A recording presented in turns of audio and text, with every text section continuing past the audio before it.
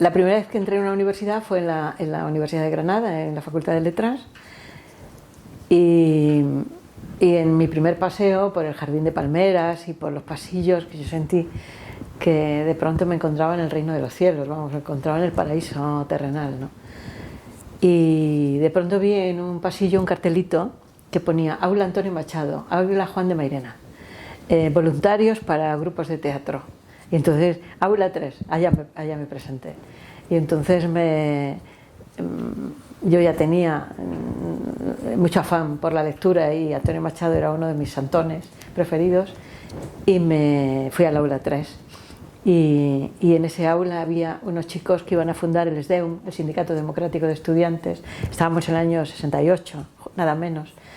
El director de ese grupo de teatro era Pablo del Águila, un gran poeta que murió muy joven y que estaba expedientado de la Universidad de Madrid, y estaba en Granada porque era granadino, y estaban sus padres y estaba allí esperando que le levantaran el expediente por rojo de la Universidad de Madrid. Entonces se le ocurrió montar un grupo de teatro, Juan de Mairena, y entonces así conocí a Pablo. Entonces nos hablamos un poco, vi que alrededor había pues un poco pues gentes de toda pelaje, pues había unos ya hippies con el pelo largo, los chicos con el pelo larguísimo, alguna extranjera que venía aquí a animar a los pobres rojos españoles que estaban perseguidos por la policía y expedientados en las universidades. Estaban también los premilitantes del Partido Comunista, porque en esos años el Partido Comunista de provincias no se fiaba de los de 17 años, con toda razón, porque pensaban que bueno, eran gente que se iniciaba en esto de la militancia y no sabían distinguir una cosa de otra. Siempre los grandes popes pensaban eso, y nos dejaron a los jóvenes un poquito de margen de tiempo. Vamos a ver qué hacen, ¿no? Y entonces estaban ahí los preclandestinos que querían fundar el Partido Comunista, pero no los dejaban, porque las autoridades esperaban a ver que hicieran algún mérito, ¿no? Entonces montamos Fando y Lis de Fernando Arrabal, teatro de vanguardia y tal, con Pablo y con todos los que había por allí, con José María Alfaya, que ahora es un buen cantante, Rojeras, y muy buen amigo en aquella época, que hace tiempo que no lo veo.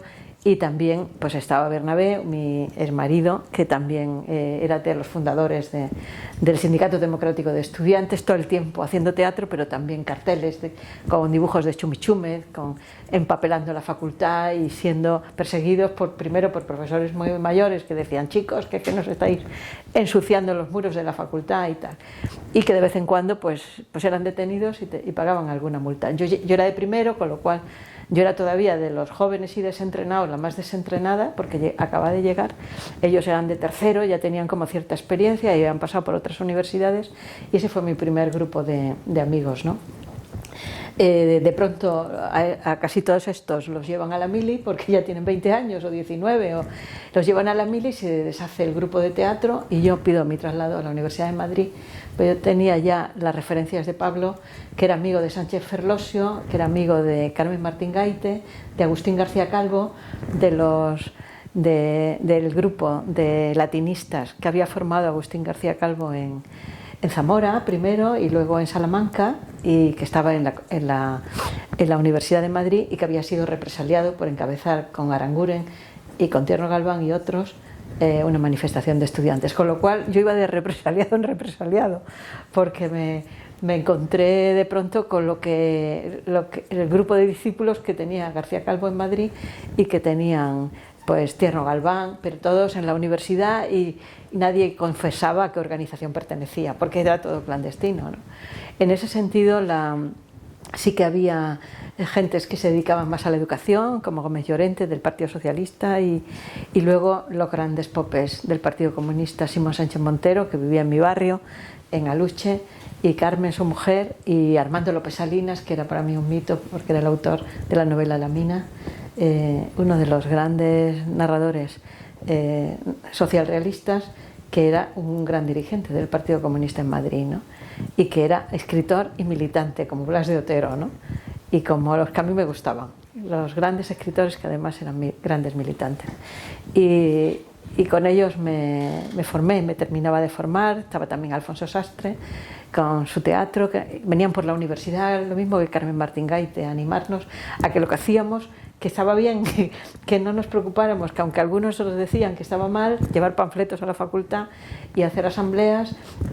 Nuestro curso, en el que estaba Jesús Martínez, que ha escrito Retratos con fondo rojo, un libro sobre aquella memoria de la Complutense, o José Carlos Rovira, que es el gran especialista en Miguel Hernández, catedrático en Alicante, pues eran mis compañeros de curso de tercero y eran con los que yo hacía las asambleas, y en un curso en el que teníamos 2 policías sociales que nos abrían las carpetas cuando querían, a ver qué llevábamos dentro, y si llevábamos un mundo obrero o algún panfleto especialmente llamativo, pues nos detenían, porque tenían los coches en la puerta de la facultad, y luego los caballos también estaban cerca por si había manifestación. Entonces José Carlos Rovira fue detenido uno de esos días, un día que estábamos hablando justo de Miguel Hernández y de los poetas jóvenes en la facultad, y lo acompañamos a José Carlos, que lo llevaban los grises, no, los sociales primero, los grises estaban abajo, y vimos que lo metían en el coche y que cerraban la puerta, y nosotros nos quedábamos fuera y José Carlos se quedaba dentro, y nosotros golpeamos el coche, pero no se dieron ni caso porque eran coches blindados. Y entonces lo que hicimos fue irnos a la comisaría para llevarle lo que necesitara, y en efecto nos dejaron entrarle, como era muy presumido, le entramos champú al huevo, que era lo que le gustaba a él, porque se ponía un champú especial para un niño muy mimado por la burguesía alicantina, y le llevábamos lo que le gustaba a él. Le decía, pues mira, que llevarme a la comisaría un champú. Dice, es que no nos dejaban meterte de libros ni nada. Pues entonces, pues un champú, que se lo meterán seguro. Y al poco tiempo salió también con su multa, como todos salían con su multa correspondiente, y por alterar el orden público, ¿no? Es verdad que esa generación fue una generación muy que tenía los sueños al alcance de la mano. Por eso éramos impulsivos y por eso queríamos traspasar la línea del tiempo y que se cumplieran nuestros sueños inmediatamente. Bueno, todo el mundo quiere que se cumplan sus sueños inmediatamente, eso es propio de cada generación. Pero nosotros queríamos que cayera el dictador, y aunque íbamos, por ejemplo, como decían los del BOE, a películas francesas en las que estaba cortado la música de la Marsellesa, estábamos en Montmartre, el plano de Montmartre, pero no aparecía ni siquiera la placa de Víctor Hugo ni de ningún otro escritor revolucionario, o íbamos a ver Cenizas y Diamantes, recuerdo de Baida. Hay una escena justo en la que se alude al sepulcro de Emilio Zola. Pues justamente ahí también van cortando fotogramas, con lo cual teníamos una información muy sesgada de todo, ¿no? O, por ejemplo, en Muerte de un ciclista de Bardem, pues también están cortadas las escenas de los niños pobres, con lo cual la lucha de clases se perdía, que era una de las razones más importantes del propio Juan Antonio Bardem, ¿no? Es decir, vivimos la censura,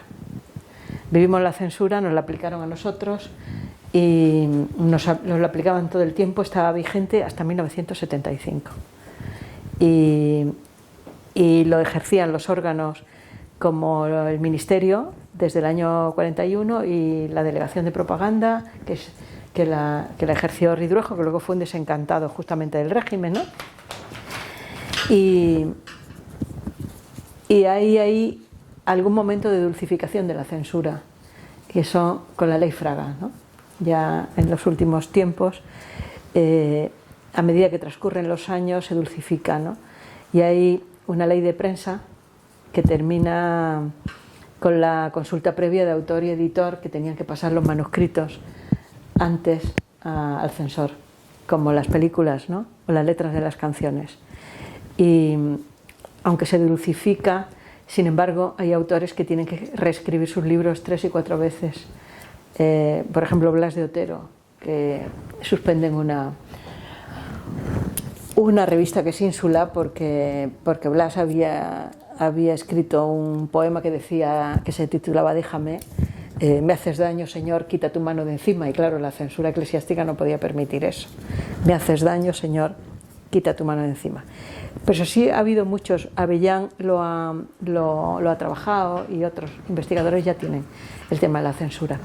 Y es justo esa generación que va conquistando muy despacio la libertad de expresión, muy despacio, pequeñas zonas de difusión de una cultura alternativa, que era una cultura alternativa. La revista Ajo Blanco lo hacía todo el tiempo, que también la suspenden de vez en cuando, Cuadernos para el Diálogo, que también lo suspendían, ¿no?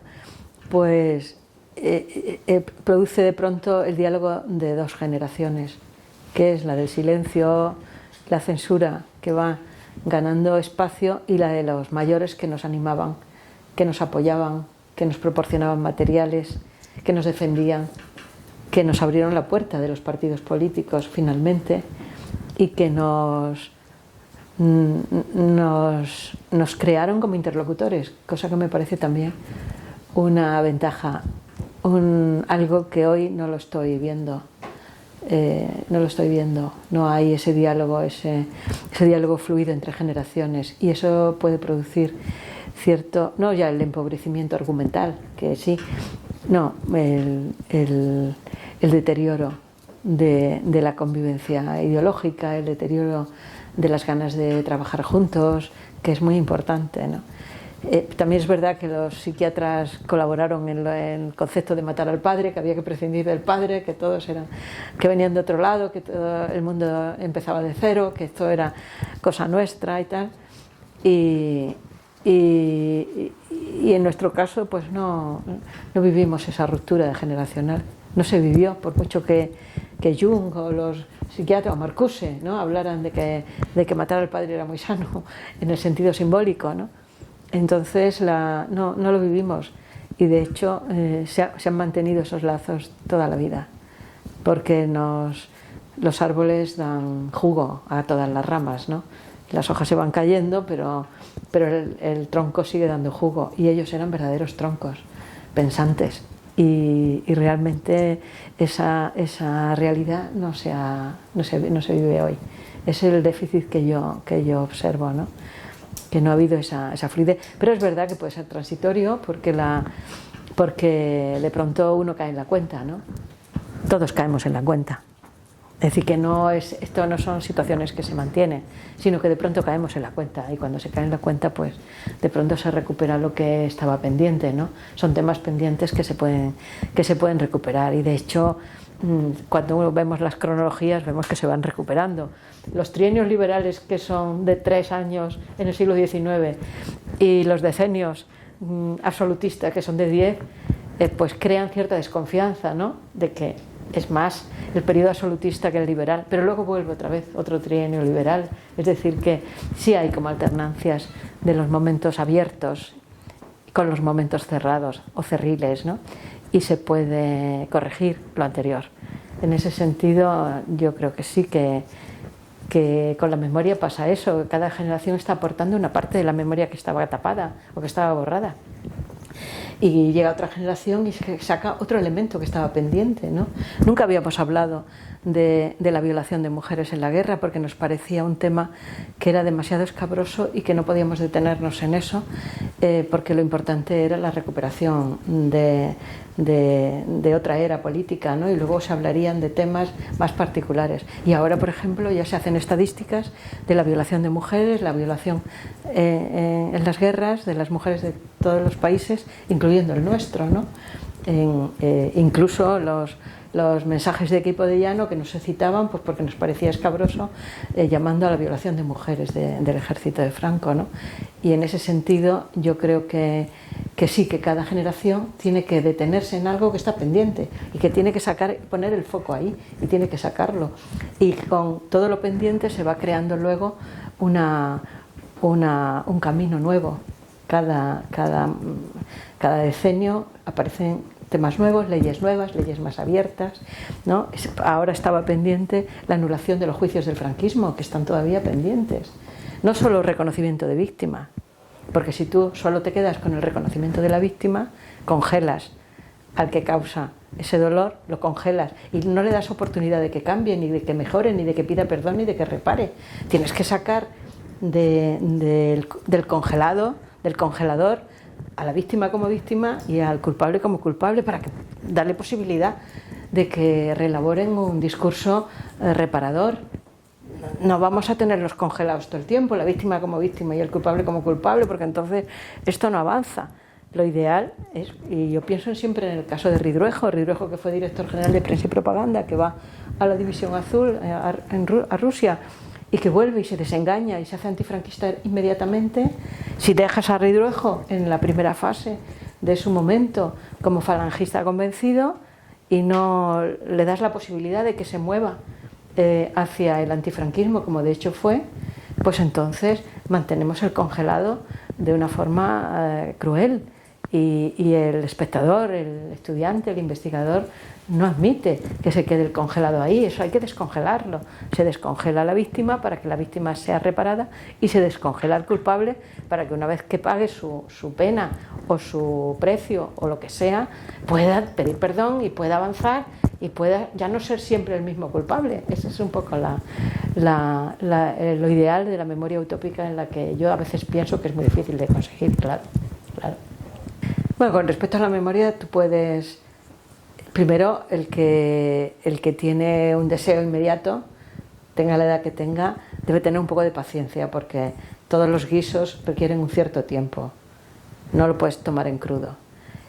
Una vez que le das al tiempo un pequeño plazo para el diálogo, para la reflexión o para la resolución, al joven tú le tienes que decir que cumpla sus sueños como todos los jóvenes. Es decir, tú no le puedes decir a un joven que tenga la mentalidad de un veterano, porque la vida y las hormonas y las endorfinas y las modas son diferentes. Al joven lo que le tienes que decir es: aquí tengo material por si te quieres instruir más o por si quieres ver otra parte. Entonces, aquí están los materiales. Si los quieres usar, los usas.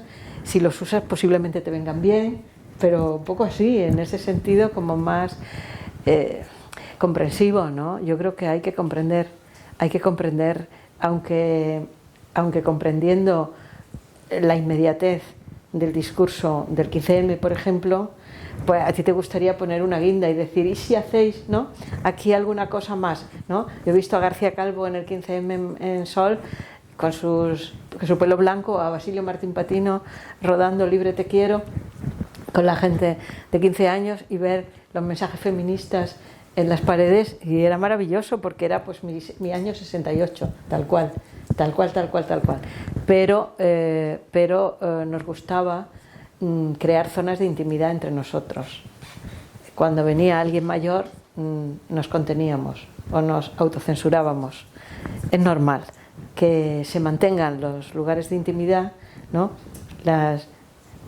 Los núcleos de intimidad son importantes por generaciones, porque en ese grupo se produce un entendimiento y una profundidad grande, pero sin cerrar la puerta a otra documentación que está esperándote. Y yo creo que lo que hacen los veteranos es aportar documentación, no ya haz lo que yo quiero, ni tengo esta idea, ¿por qué no subís a no sé dónde? Eso es imposible decirlo, porque no te van a hacer caso y van a pensar que es el abuelo Cebolleta. Pero si dices: oye, aquí hay materiales, en esta carpeta hay cosas, entonces es posible que la puerta siga abierta y se produzca ese encuentro a través de la carpeta, no a través de la vivencia de cada persona que pueda superponerte a tu propia carpeta, a la suya. No puede ser. Cada uno lleva su documentación, pero aquí hay un material que te puede servir, y eso cualquier persona que está avanzando por ese camino lo va a resolver. Yo recuerdo que con 30 años fui a Chile en un viaje, en el Chile de Pinochet, en un viaje del ICI, de la Agencia Española de Cooperación, a hacer una mesa redonda en la universidad, que nos la prohibieron, pero que luego se celebró en la Universidad Católica. En la pública nos la prohibieron porque estaban los pacos, los guardias de Pinochet allí, y íbamos María Ángeles Durán, Pedro Miralles, Basilio Martín Patino y yo. No sé cómo nos llevaron allí y cómo nos dieron permiso, porque el embajador no estaba muy contento con que llegáramos, pero el caso que nos pusimos allí y nos fuimos a la mesa redonda. Nos encontramos la puerta cerrada y el acto suspendido, y había un señor allí que dijo: yo os puedo llevar a la Universidad Católica, y nos fuimos con él. Podía haber sido un pinochetista que nos llevaba a una montaña oscura, pero nos fuimos con él aunque no lo conocíamos, y fuimos a la Católica y dimos allí la conferencia. Y al salir, ese mismo señor nos llevó a la Vicaría de la Solidaridad, que era un lugar que había en la Plaza de Armas, en Santiago, donde nos esperaba un grandísimo poeta, Raúl Zurita. Ya estaba avisado de que había unos españoles que querían hacer una mesa redonda sobre la transición, sobre la cultura de la transición, y que no nos dejaban hablar. Y con Raúl Zurita entramos en la Vicaría de la Solidaridad, y nos encontramos con un aula donde había niños, hijos de desaparecidos, que estaban dibujando. Y yo me traje los dibujos de esos niños, y era curioso porque los mantengo, y eran una reja y un papá detrás de la reja, o una boda con una raya en medio entre la novia y el novio, o bueno, cosas alucinantes. Y estuvimos hablando con ellos. Yo luego escribí un libro que se llama El hijo del aire, donde aparecen los niños robados, que eran un poco niños robados. Ellos no fueron niños robados porque estaban amparados por Silva Enríquez, el cardenal de Santiago, que después nos invitó a comer, porque allí nadie nos invitaba a nada, y él dijo: veniros, que yo creo que dejarán que os invite a cenar. Entonces nos dio de cenar el cardenal y nos habló de cómo estaba la situación, que era muy difícil y muy complicada. También vimos a Jorge Eduard, que nos llevó a una librería en la calle Huérfanos, Altamira, y hicimos una pequeña rueda de prensa con periodistas represaliados, con lo cual no salió en ningún periódico lo que habíamos dicho ni nada, nadie nos hizo ni caso, pero los periodistas represaliados estaban allí. Y luego nos despidió José Donoso y Pilar, que bueno, dijo: habéis venido en muy mal momento, veniros a casa si os persiguen, pero esto es muy difícil, que aguantéis aquí, marcharos cuanto antes. Y volvimos. Pero para mí fue muy importante el haber vivido en Santiago en el momento en que nosotros queríamos encontrar en las sombras la huella de Allende, la huella de Neruda. Estuvimos en la Chascona, la casa de Neruda, el entierro de Neruda, el recuerdo, ¿no? Y eso me marcó toda la vida. Esa visita a Santiago, esa conversación con Raúl Zurita, que yo creo que estuve llorando un rato porque me contó lo que estaba sucediendo. Entonces, para que yo no llorara, me llevó a una heladería que había cerca de la Vicaría de la Solidaridad, y me invitó a 2 helados, no a 1, a 2, a ver si yo ya paraba de llorar. Y así ya terminó nuestra visita a Santiago.